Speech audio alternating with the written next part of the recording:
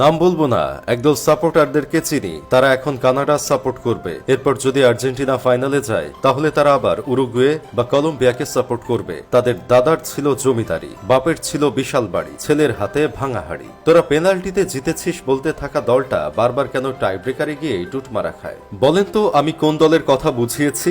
জি, আপনি 100-তে 100 পাইছেন। আমি ব্রাজিলের কথাই বুঝিয়েছি। ব্রাজিল আর আমাদের মায়ের দোয়া ক্রিকেট টিমের কিন্তু অনেক মিল আছে। আমাদের মায়ের দোয়া ক্রিকেট টিমের যেমন সবসময় টার্গেট নেক্সট বিশ্বকাপ, তেমনি ব্রাজিলের সবসময় টার্গেট হেক্সা মিশন কমপ্লিট করা। আজকাল ব্রাজিলকে নিয়ে ট্রল করলে মনে হয় এতিমদের উপর অত্যাচার করছি। বর্তমান ব্রাজিল দলটা এতিমের চেয়েও অসহায়। 17 বছর ধরে যেই দেশের কোনো প্লেয়ার ব্যালন ডিওর জিতে না, ফিফা বর্ষসেরা পুরস্কার জিতে না, 4 বছর ধরে আর্জেন্টিনার জালে গোল জড়াতে পারে না, 22 বছর ধরে ওয়ার্ল্ড কাপের ফাইনালে উঠতে পারে না, ওয়ার্ল্ড কাপের সেমিফাইনালে নিজেদের মাঠে 7 আপ খায়, তারা আসলেই এতিমের চেয়ে বেশি অসহায়। 2 দিন আগেও আর্জেন্টিনা যখন টাই ব্রেকারে ইকুয়েডরকে হারিয়ে সেমিফাইনালে যায়, তখন ব্রাজিলের সাপোর্টাররা নানা রকম ট্রল করেছিল। অথচ তারা উরুগুয়ের কাছে টাই ব্রেকারে হেরে নাকের পানি চোখের পানি এক করে মাঠ ছাড়ল। চিন্তা করেন একবার, একজন খেলোয়াড় বেশি নিয়ে 19 মিনিট খেলেও 10 জনের একটা দলের সাথে যে দল গোল করতে পারে না, সে দল তো মহিলা টিমের সাথে খেলারও যোগ্যতা রাখে না। আচ্ছা ভাই, ব্রাজিল বর্তমান দলটার সাথে কি আমাদের বসুন্ধরা কিংসের একটা প্রীতি ম্যাচ খেলানোর ব্যবস্থা করানো যায় না?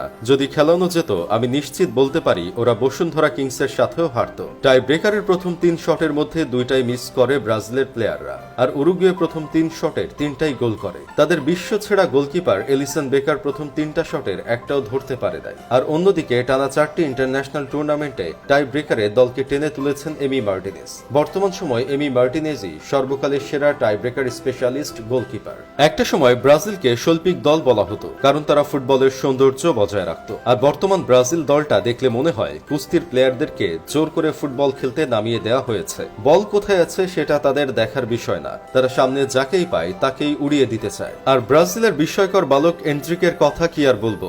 ঝড় তুফান খ্যাত মেসির রেকর্ড ভেঙে দেওয়া পিচ্চি ছেলে এন্ড্রিককে 90 মিনিট যাবত তেমন খুঁজে পাওয়া যাচ্ছিল না। তবে আজকের ম্যাচে পিচ্চি ছেলেটার খেলা দেখে মনে হয়েছে সে ফুটবল না খেলে যদি রেসলিং খেলতো তাহলে আরো ভালো করত।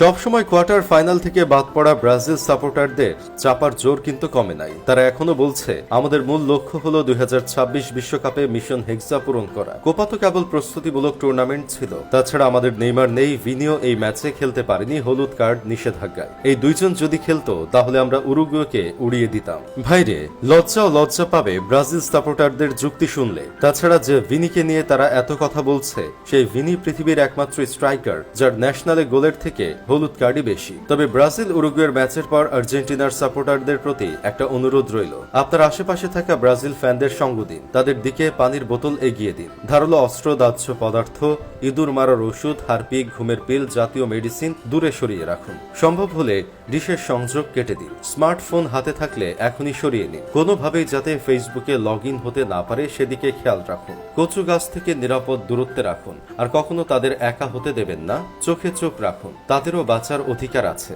যাই হোক, শেষমেশ আমি গোলাম হোসেন একটা কাজের কথা কই। এখন ব্রাজিলের সময়টা খারাপ যাচ্ছে, তবে ব্রাজিল ফিরবে ভয়ঙ্কর রাসেল ভাইপার হয়ে, আমরা সেই আশাতেই আছি।